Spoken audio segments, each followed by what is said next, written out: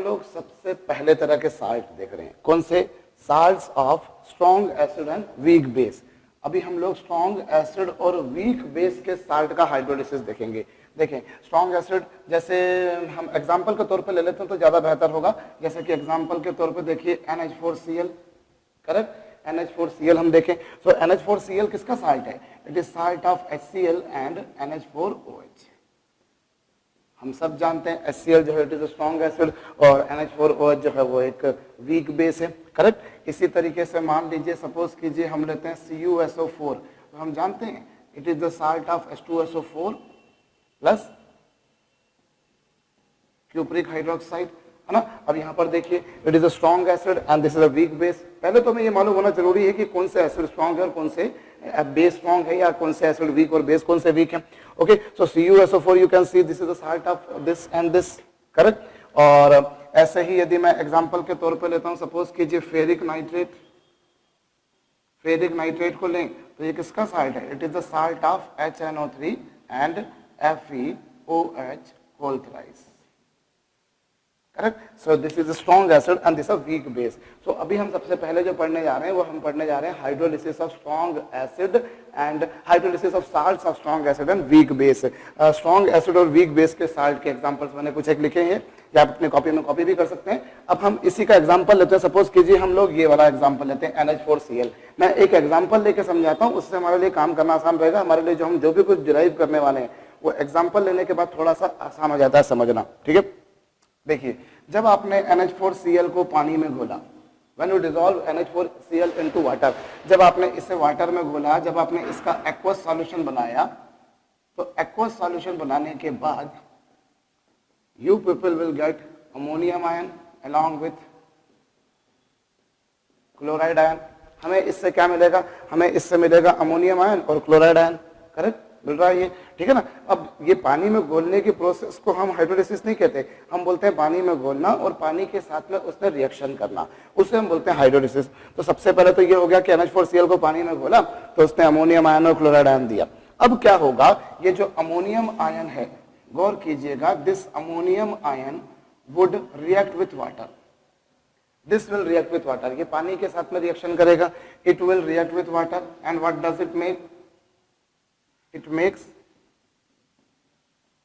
NH4OH plus H plus, ठीक है। देखिए, जब NH4Cl को हमने वाटर में डिसॉल्व किया तो उसने बनाया अमोनियम आयन और क्लोराइड आयन, ठीक है। अब अमोनियम आयन ने वाटर के साथ में रिएक्शन करके क्या बनाया? NH4OH और हाइड्रोजन आयन, ठीक है।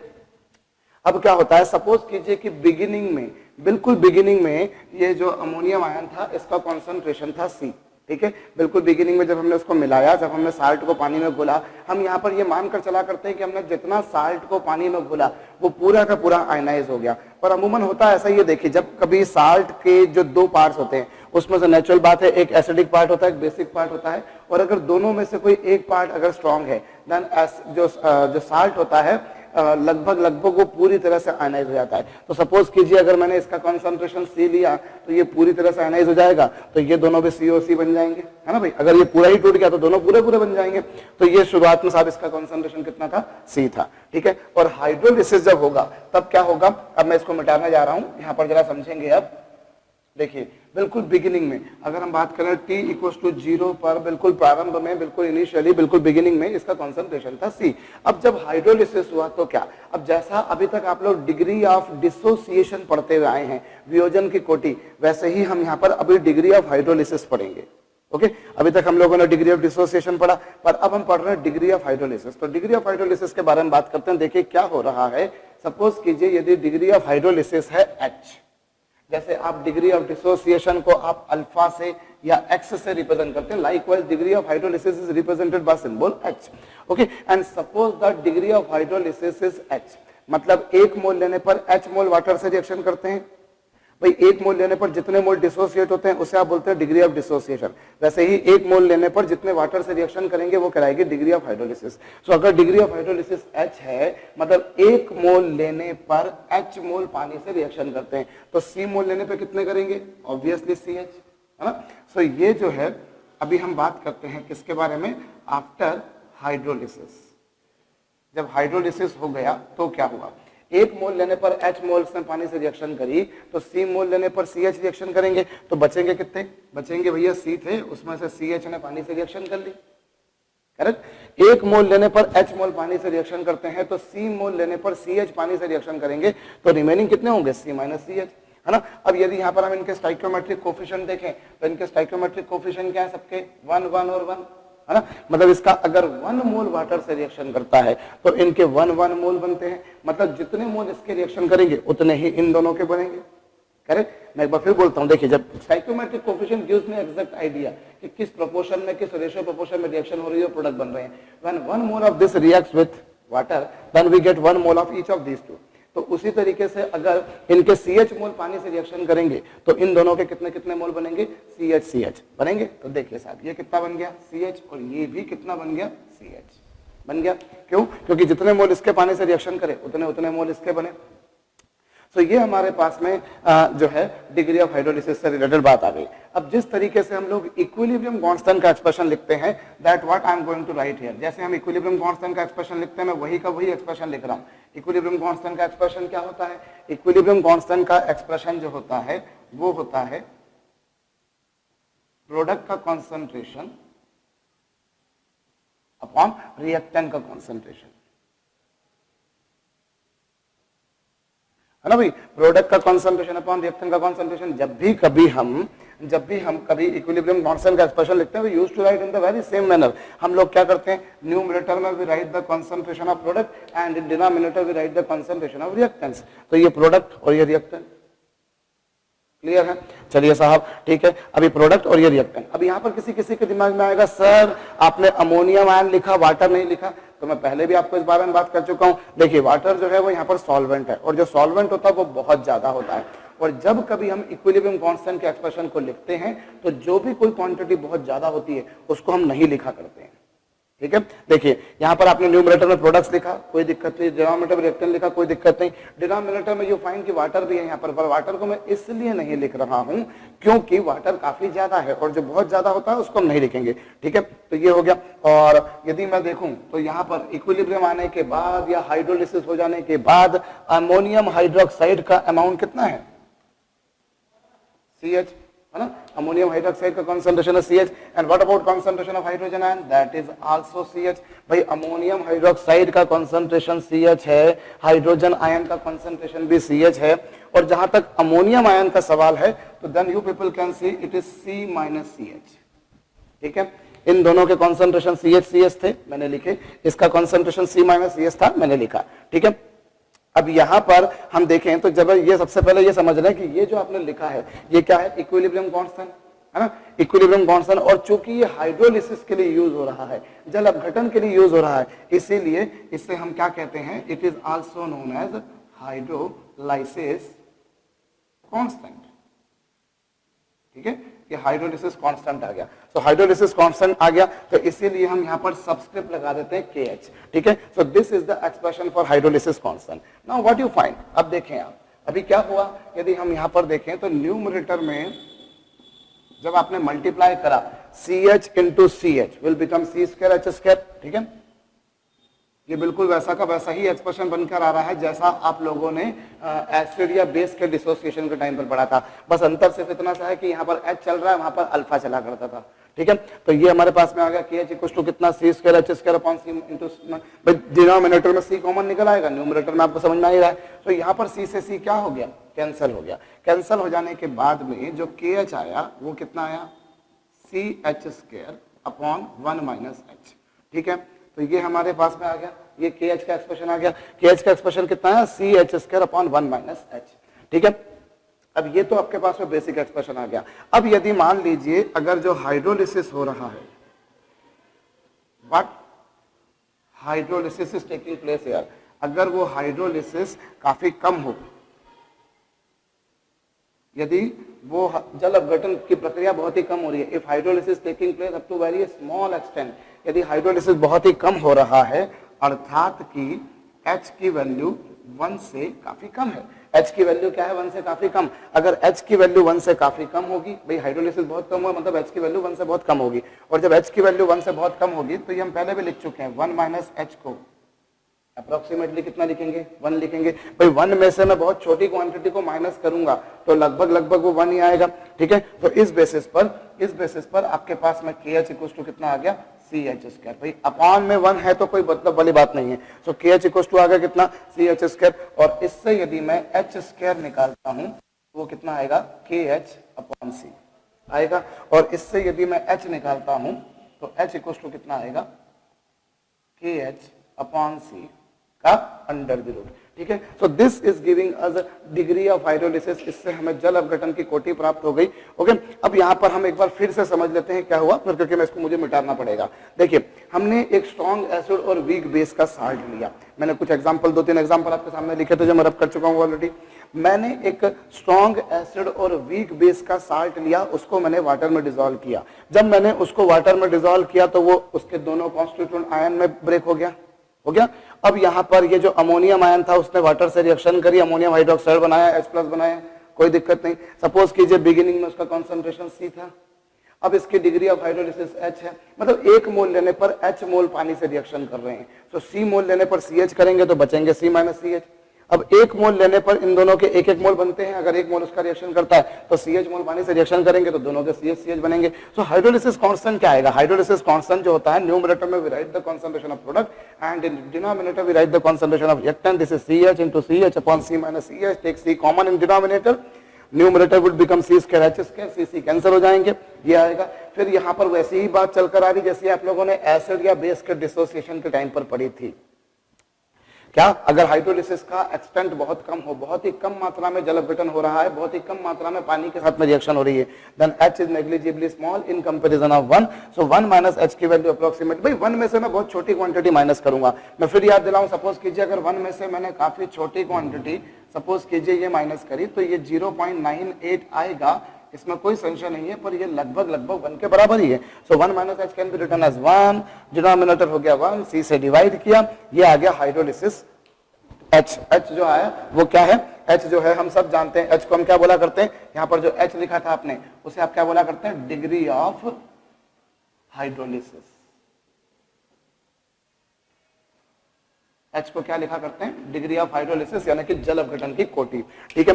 अब ये हमारे पास में बनकर आ गया। अब जब मैंने ये पूरा का पूरा एक्सप्रेशन लिखा तो किसी किसी के दिमाग में कुछ विचार जो है वो कहीं ना कहीं उपज ले रहा होता है कि सर आपने अमोनियम क्लोराइड को पानी में घोला तो अमोनियम आयन और क्लोराइड आयन बना, हमें बिल्कुल बेहतरीन तरीके से समझ में आया, कोई दिक्कत नहीं सर कि वो उसमें टूटा, ठीक है।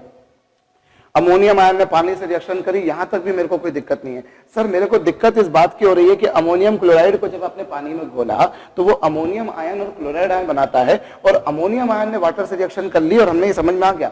सर आपने पूरी की पूरी मेथड में कहीं पर ये नहीं लिखा कि क्लोराइड आयन पानी से रिएक्शन करेगा। भाई जैसे क्या हुआ, अमोनियम आयन ने पानी से रिएक्शन करी, वैसे क्लोराइड आयन की पानी से रिएक्शन होगी और सर ऐसा कुछ बन जाएगा, सर बनेगा, देखिए, है ना। तो ये किसी किसी के दिमाग में आता है कि क्लोराइड आयन पानी से रिएक्शन करेगा और HCl बनाएगा और OH- बनाएगा, करेक्ट। तो सर आपने वो नहीं समझाया, क्या वो आगे चल के आप समझाने वाले हो या वाकई में ये रिएक्शन होती ही नहीं है ना। तो भैया मैं आपको देखिए एक बात बताता हूं, सीधी बात है, अमोनियम आयन ने पानी से रिएक्शन करी क्योंकि अमोनियम आयन को पानी से बड़ा प्यार था, ठीक है, वो पानी से बड़ा स्नेह रखता था, बड़ा प्रेम रखता था। लेकिन जो क्लोराइड आयन है ना, उसका पानी से लड़ाई है, दुश्मनी है उसकी पानी से, वो पानी से रिएक्शन नहीं करेगा। क्यों नहीं करेगा, देखिए जब क्लोराइड आयन पानी से रिएक्शन करता है तो बनता है HCl, HCl बनता है, जो कि आपको पता है एक स्ट्रॉन्ग एसिड है, जो क्या एक स्ट्रॉन्ग एसिड है, ठीक है। ये एक स्ट्रॉन्ग एसिड होने के कारण क्या होगा, आप सोचो कि क्लोराइड आयन पानी से रिएक्शन करके HCl बना देगा, कोई दिक्कत नहीं। लेकिन बेटा लोगों, since it is a strong acid it will be again ionised, वापस से टूट जाएगा, ये कोई फर्क नहीं पड़ने वाला, ठीक है, कोई फर्क नहीं पड़ेगा। क्यों, क्योंकि जब क्लोराइड आयन ने पानी से रिएक्शन करी तो पानी से रिएक्शन कर लेने के बाद उसने बनाया HCl, और ये HCl वापस से टूट जाएगा, तो फिर कोई फ्रूटफुल कुछ मुझे वाकई में कुछ प्रोडक्ट मिला नहीं मिला। इसीलिए क्लोराइड आयन पानी से रिएक्शन नहीं करता। यहां पर जो रिएक्शन कर रहा है वो कौन कर रहा है, अमोनियम आयन, केवल और केवल अमोनियम आयन रिएक्शन कर रहा है, क्लोराइड आयन रिएक्शन नहीं कर रहा है, ठीक है, तो ये ध्यान रखना है हमको। और मैं दूसरी बात आपको लगे हाथों एक बात बताऊं, चूंकि यहां पर अमोनियम आयन ने रिएक्शन करी, देखिए साल्ट में दो पार्ट होते हैं, एक होता है पॉजिटिव पार्ट और एक होता है नेगेटिव पार्ट। जो पॉजिटिव पार्ट होता है उसे आप कैटायन कहते हैं, जानते हैं आप। पॉजिटिव पार्ट जो होता है उसे आप बोला करते हैं कैटायन, और जो नेगेटिव पार्ट होता है उसे आप बोला करते हैं एनायन। ठीक है, धनात्मक भाग को आप बोलते हैं कैटायन और नेगेटिव पार्ट को आप बोलते हैं एनायन। अब यहां पर किसने रिएक्शन करी? पॉजिटिव पार्ट ने रिएक्शन करी, और पॉजिटिव पार्ट ने रिएक्शन करी इसीलिए जो है कैटायन ने रिएक्शन करी, और कैटायन ने रिएक्शन करी इसीलिए इस हाइड्रोलिसिस को हम लोग कैट आयनिक हाइड्रोलिसिस भी कहते हैं। इसे हम कैटायनिक हाइड्रोलिसिस भी कहते हैं। What is meant by cationic hydrolysis? जब कैटायन रिएक्शन कर रहा है, या यूं कहूं कुछ लोग कैटायनिक हाइड्रोलिसिस कहते हैं क्योंकि इसमें कैटायन ने रिएक्शन करी। और हमेशा आप देखेंगे जब भी साल्ट के जो दो भाग लेंगे तो जो एसिडिक पार्ट होता है वो हमेशा नेगेटिव होता है, और जो पॉजिटिव पार्ट होता है वो हमेशा बेसिक होता है। ठीक है, सो आप इसे कैटायनिक हाइड्रोलिसिस भी कह सकते हैं, या इवन आप इसे बेसिक हाइड्रोलिसिस भी कह सकते हैं। What we can call? We can also call it basic hydrolysis. क्यों? क्योंकि इसमें पॉजिटिव पार्ट ने रिएक्शन करी, and positive part always belongs to basic base, so it is a cationic hydrolysis और even you can say basic hydrolysis. तो फिर मैं बोल रहा हूं, देखिए अमोनियम क्लोराइड को पानी में घोला, उसने अमोनियम आयन और क्लोराइड बनाया, कोई वांदा नहीं। अब अमोनियम आयन ने वाटर से रिएक्शन करी, NH4OH बना, ये भी समझ में आया। लेकिन क्लोराइड आयन पानी से रिएक्शन क्यों नहीं कर रहा बेटा लोगों? क्लोराइड आयन पानी से रिएक्शन करेगा तो HCl बनाएगा, जो कि एक स्ट्रॉन्ग एसिड होने के कारण वापस से टूट जाएगा। सो मतलब कुल मिलाकर ये हुआ कि रिएक्शन नहीं हुई, और रिएक्शन नहीं हुई तो मतलब हम बोल सकते हैं कि इसने रिएक्शन नहीं करी। तो किसने रिएक्शन करी? केवल अमोनियम आयन ने। और चूंकि अमोनियम आयन कौन सा था? कैटायन था, पॉजिटिव था, इसीलिए इसे आप बोलते हो cationic hydrolysis. And cation always belongs to the basic part, so we people can also say it is basic hydrolysis. ठीक है, तो ये हमने देखा पूरे हाइड्रोलिसिस के दौरान। अच्छा, मैं एक बात आपको एक थंब रूल बता दूं, देखिए साल्ट के दो पार्ट होते हैं, एक होता है बेसिक, होता है एक एसिडिक। आप कभी भी आगे भी चल के भी हम जो केसेस पढ़ेंगे हम देखेंगे कि साल्ट के दो पार्ट आए और उसमें से हमेशा जो वीक पार्ट होगा वही पानी से रिएक्शन करेगा। क्योंकि देखिए जैसे यहाँ पर क्लोराइड आयन था, वो स्ट्रॉन्ग था तो उसने पानी से रिएक्शन नहीं करी ना। हमेशा आप लिख सकते हैं साल्ट का जो वीक पार्ट होता है, जैसे यहाँ पर वीक पार्ट कौन सा था? अभी हम किसका साल्ट देख रहे हैं? स्ट्रॉन्ग एसिड और वीक बेस का। तो यहाँ पे किसने रिएक्शन करी? बेस ने। हमेशा साल्ट का जो वीक पार्ट होता है that does react with water. Salt का हमेशा जो दुर्बल हिस्सा होगा, जो वीक पार्ट होगा, दैट रिएक्ट्स विद वाटर, वो पानी से रिएक्शन करता है। तो ये हम लोगों ने इससे रिलेटेड काफी कुछ बातें देखी। अब हम और आगे बढ़ते हैं और इसको कुछ और फार्मूलों को हम लोग डिराइव करने की कोशिश कर रहे हैं। ठीक है, तो जरा ये देखें। चलिए साहब, अभी यहां पर यदि मैं इस वीक बेस को लूं, ये जो NH4OH है, अगर मैं इस NH4OH के बारे में फर्दर बात करता हूं तो मैं क्या पाता हूं, इस बारे में जरा चर्चा करेंगे। देखिए मैं ये ऊपर वाला हिस्सा भी मिटा देता हूं, मेरे पास जगह ज्यादा बन जाएगी लिखने के लिए। NH4OH, ये मेरे पास में NH4OH है। अब इस NH4OH को मैंने क्या करा, जब इसको वाटर में डिसॉल्व करते हैं यदि हम, तो हम जानते हैं it is ionized into ammonium ion and hydroxide ion। ये किसमें ब्रेक होगा? ये ब्रेक होगा अमोनियम आयन और हाइड्रोक्साइड आयन में। देखिए NH4OH जो था, NH4OH ने जब वाटर से रिएक्शन करी तो इसने बनाया अमोनियम आयन और हाइड्रोक्साइड आयन बनाया।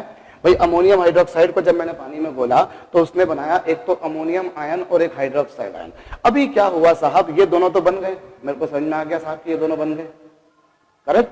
अब यदि मैं यहां पर इसका बेस डिसोसिएशन कांस्टेंट लिखूं Kb, तो बेस डिसोसिएशन कांस्टेंट क्या होता है? In numerator we right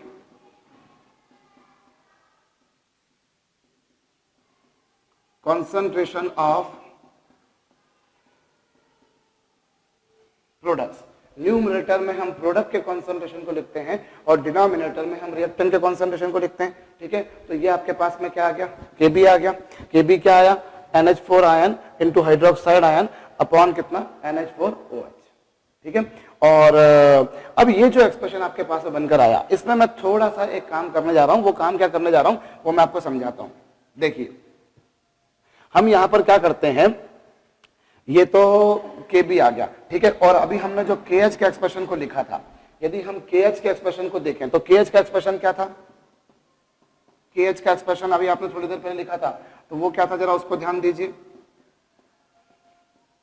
ammonium hydroxide का concentration into this concentration upon क्या, ये था। ये भी हमने, ये तो भाई बेस डिसोसिएशन कांस्टेंट तो हम जानते हैं ऐसा होता है, ठीक है। Late this be my equation number first and what is this, late this be my equation number second. ये तो हमने पहले लिखा था अभी, है ना। ये हाइड्रोलिसिस कांस्टेंट है और ये बेस डिसोसिएशन कांस्टेंट है।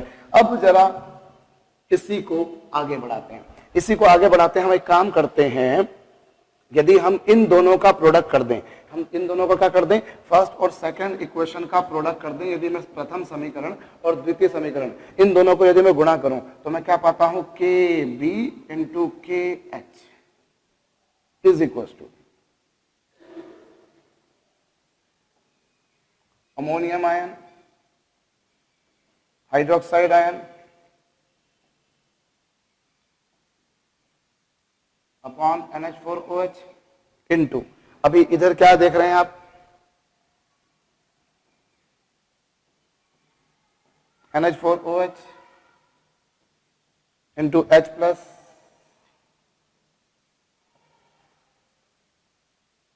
ये कुछ आ गया, ठीक है। आपने दोनों का क्या कर दिया, मल्टीप्लाई। जब आप इन दोनों का मल्टीप्लाई करते हैं तो आप क्या पाते हैं, जरा देखिए, ये दोनों आपस में क्या हो गए, कैंसल हो गए। इसी तरीके से ये दोनों भी आपस में क्या हो गए, कैंसल हो गए। तो कुल मिलाकर क्या बचा, डिनोमिनेटर में तो देखिए कुछ भी नहीं बचा। और जहां तक न्यूमरेटर का सवाल है तो वह है OH minus into H plus, OH minus into H plus. और इन दोनों के कॉन्सेंट्रेशन के प्रोडक्ट को हम क्या बोला करते हैं, KW। इन दोनों के कॉन्सेंट्रेशन के प्रोडक्ट को हम क्या बोला करते हैं, KW। तो इस बेसिस पर हमारे पास में क्या आ गया, KB into KH is equal to KW, so that हम KH को क्या लिख सकते हैं, KW अपॉन KB, ठीक है। इन दोनों को हम क्या लिख सकते हैं भैया, KH इज इक्वल टू क्या आ गया, KH जो हाइड्रोलिसिस कांस्टेंट था, तो हाइड्रोलिसिस कांस्टेंट जो आ गया वो आ गया KW अपॉन KB। KW क्या है, वाटर का आयनिक प्रोडक्ट। और जहां तक KB का सवाल है तो KB क्या है, यहाँ पर वो जो साल्ट था आपके पास में उसका हाइड्रोलिसिस कांस्टेंट, उसका वियोजन स्थिरांक, उसका डिसोसिएशन कांस्टेंट, सॉरी, ठीक है, हाइड्रोलिसिस कांस्टेंट नहीं, ठीक है। मैं एक बार फिर समझा देता हूं। देखिए हमने अभी कुछ एक फार्मूला डिराइव कर दिए थे, उसके बाद में मैं इस अमोनियम हाइड्रोक्साइड के डिसोसिएशन पर आया। ओके, मैं क्यों आया, क्योंकि I want to establish a relation for KH in terms of KB। मुझे KH यानी हाइड्रोलिसिस कांस्टेंट का एक एक्सप्रेशन डिराइव करना था इन टर्म्स ऑफ KB, इसलिए मैंने इसके आयनाइजेशन के एक्सप्रेशन को लिखा। ओके, आपको पता है क्या होगा, न्यूमरेटर में प्रोडक्ट, डिनोमिनेटर में reactant. Let this be equation number first and this is KH।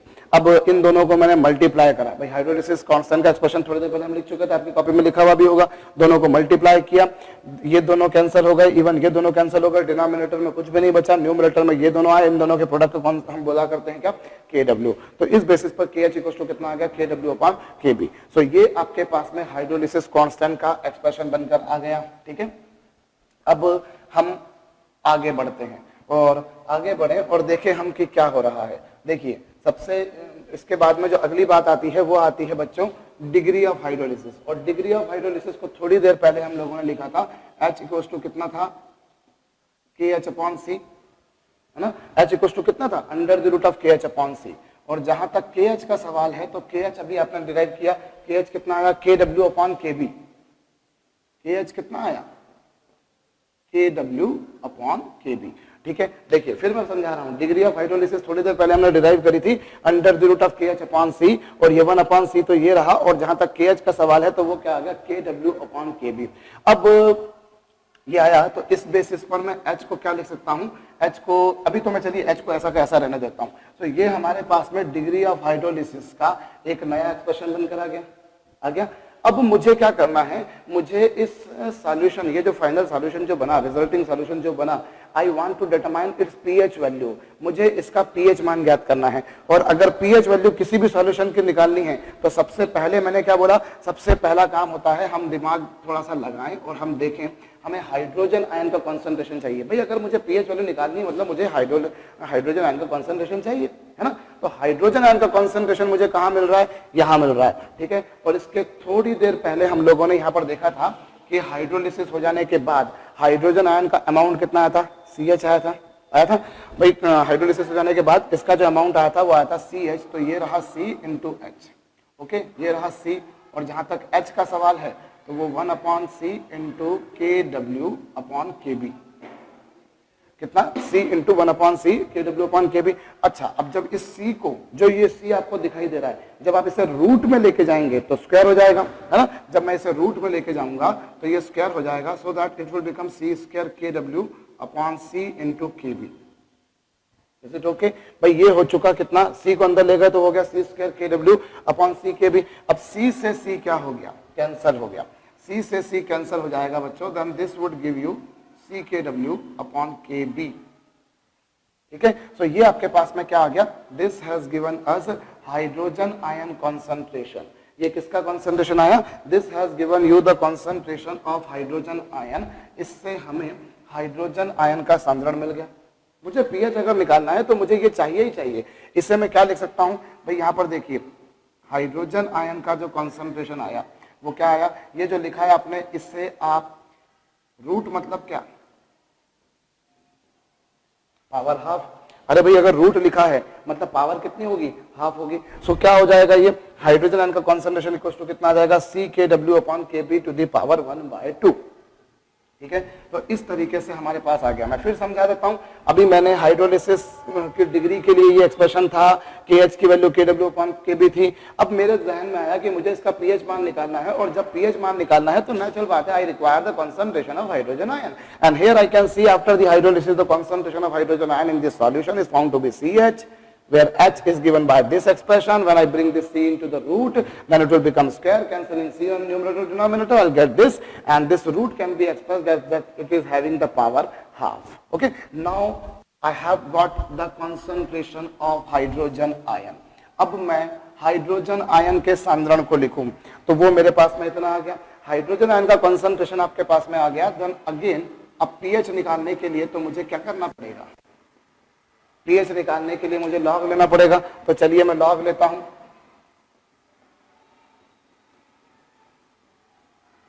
ये लीजिए साहब, ये लीजिए साहब, मैंने लॉग ले लिया दोनों साइड, है ना, लॉग ले लिया। अब अगर मैं बेस नहीं भी लिखूं तो बेस 10 होता ही, आपको पता है। चलिए अगली स्टेप में क्या होगा? अगली स्टेप में ये तो हो गया log hydrogen ion concentration is equal to, और पावर अगर हो तो हम पावर को लॉगरिथम में आगे ला सकते हैं।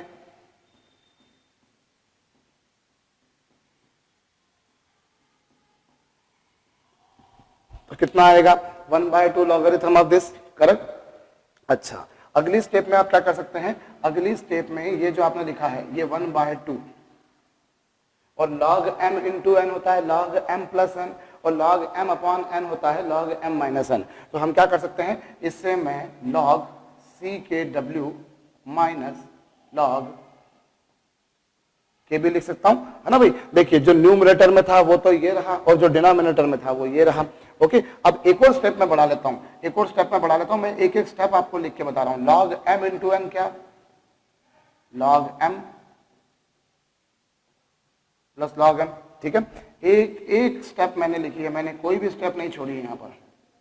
ओके, देखिए फिर मैं बोल रहा हूं log m अपॉन n क्या होता है? log m minus n। अच्छा, ये जो m है it itself is a product of two numbers C and KW, so log m into n can be written as log m plus log m, और minus log KB है। चलिए साहब, तो ये आपके पास में क्या आया? This is logarithm of hydrogen ion concentration. ये हाइड्रोजन आयन का कॉन्सेंट्रेशन आया। अब क्या करेंगे? अब मैं एक काम करता हूं, इस 1/2 का अंदर मल्टीप्लाई कर देता हूं, और 1/2 का मल्टीप्लाई कर देता हूं, और साथ साथ में लगे हाथों एक काम करते हैं, हम इस पूरे एक्सप्रेशन में माइनस से मल्टीप्लाई कर देते हैं, क्योंकि minus of logarithm of hydrogen ion concentration होता है pH। अब मैं माइनस से मल्टीप्लाई करता हूं। जब मैं माइनस से मल्टीप्लाई करूंगा तो ये कुछ ऐसा आएगा, ये कुछ ऐसा आएगा। जो जो टर्म माइनस के थे वो प्लस के हो जाएंगे, और जो जो प्लस के थे वो सारे क्या हो जाएंगे? माइनस के। ठीक है, देखिए हमने क्या करा? माइनस का मल्टीप्लाई करा, और 1/2 तो बाहर था ही था, 1/2 log C, 1/2 log KW, 1/2 log KB। Along with this, I have multiplied by minus sign. So when I multiply by minus sign, this will become negative, this will also become negative, while this will become positive. Correct? अब minus logarithm of hydrogen ion concentration क्या होता है? Minus logarithm of hydrogen ion concentration जो होता है, it is known as pH. उसको क्या बोलते हैं? pH बोलते हैं। और मैं अब इस वाले टर्म को पहले लिखता हूँ 1/2, ठीक है। और माइनस लॉग के डब्ल्यू क्या होता है? माइनस लॉग के डब्ल्यू जो होता है हम जानते हैं, it is equal to, sorry, minus log K W क्या होता है? पी के डब्ल्यू, है ना भाई। देखिए minus logarithm of hydrogen concentration तो ये हो गया, और ये क्या हो गया? जो आपके पास में माइनस लॉग के डब्ल्यू होता है उसे बोलते हैं पी के डब्ल्यू, लेकिन अपॉन में 2 भी था इसलिए वो भी लिख दिया। और माइनस लॉग के बी, माइनस लॉग के बी होता है पी के बी, है ना। माइनस लॉग के बी होता है पी के बी, लेकिन ये प्लस है तो ये क्या हो जाएगा? इसीलिए minus P K B, minus P K B. और रही बात यहां पर, तो ये देखिए -1/2 log c, -1/2 log c तो मैंने एज इट इज लिख दिया। So this has given you the formula for pH value. आप चाहे तो वापस से इसमें से 1/2 कॉमन निकाल के लिख सकते हैं, ठीक है।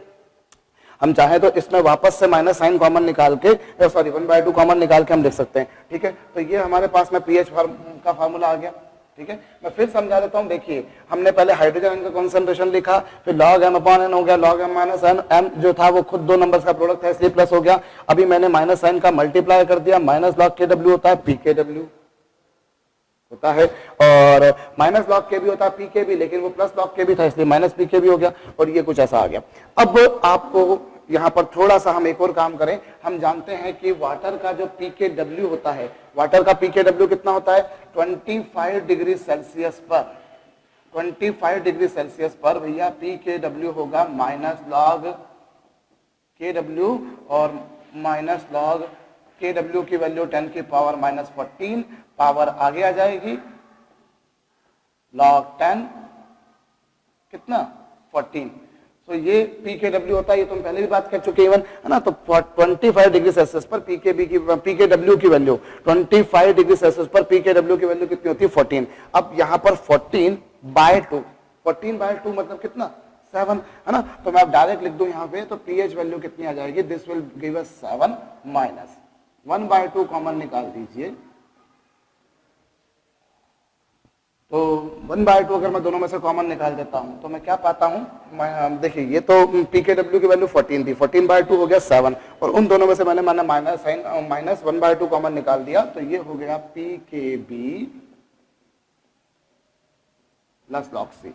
सो this is pH value of this solution. ये इस सॉल्यूशन का, इस विलयन का पीएच मान आया।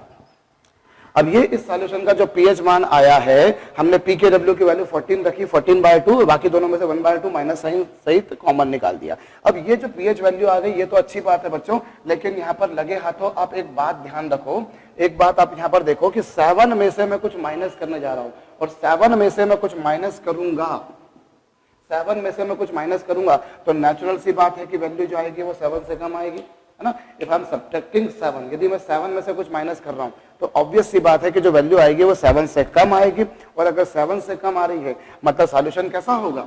एसिडिक सॉल्यूशन होगा। ओके, तो ये ध्यान दीजिए, इसका जो सॉल्यूशन बनेगा वो कैसा बनेगा? एसिडिक। और लाजमी बनना भी चाहिए। क्यों बनना चाहिए? देखिए हमने जो साल्ट पढ़ा वो किसका साल्ट था?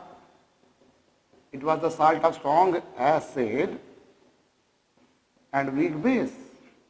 ये किसका साल्ट था? It was the salt of strong acid and weak base. Strong acid और वीक बेस का साल्ट था। अब एसिड कौन है? स्ट्रॉन्ग है। हमेशा डोमिनेट कौन करता है? डोमिनेट करता है हमेशा एसिडिक पार्ट, है ना भैया। और सॉरी, डोमिनेट कौन सा पार्ट करता है? Strong part. दोनों में स्ट्रॉन्ग कौन? एसिड। तो किसकी तूती बोलेगी, किसकी भैया परचम लहराएगा? ऑब्वियसली स्ट्रॉन्ग का पार्ट लहराएगा। तो क्योंकि एसिड स्ट्रॉन्ग है और बेस वीक है, सो फाइनली जो सॉल्यूशन होगा वो कैसा बनेगा? एसिडिक सॉल्यूशन बनेगा। कौन सा सॉल्यूशन बनेगा? एसिडिक सॉल्यूशन बनेगा, और उसकी पीएच वैल्यू नेचुरल बात है 7 से कम आएगी। और आप यहां से भी देख सकते हैं, this formula is giving me the proper information that pH value is less than 7। और अगर आप यहां से भी नहीं देखें तो एक और तरीके से मैं आपको बताऊं, हम कैसे कह सकते हैं कि ये सॉल्यूशन जो है वो एसिडिक है, अम्लीय है ये विलयन। How will I come to know? मैं कैसे पहचानूंगा, इस बारे में मैं बात करता हूं। देखिए अभी सबसे हमने थोड़ी देर पहले हमने लिखा था जो अमोनियम आयन था, इसकी वाटर से रिएक्शन हुई और इसने बनाया NH4OH plus H plus.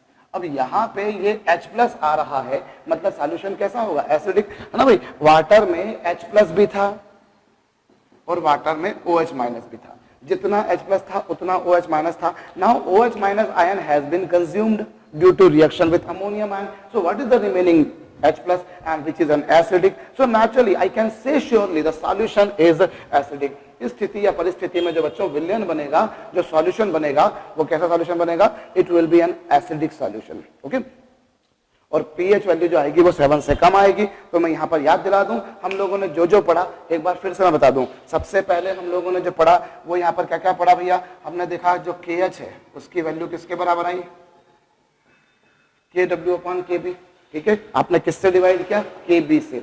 Okay, ये कौन सा हाइड्रोलिसिस था, या मैं बिल्कुल शुरुआत से बोलूं तो ये जो हाइड्रोलिसिस आपने देखा, ये हाइड्रोलिसिस कैसा था, दिस वाज कैट आयोनिक।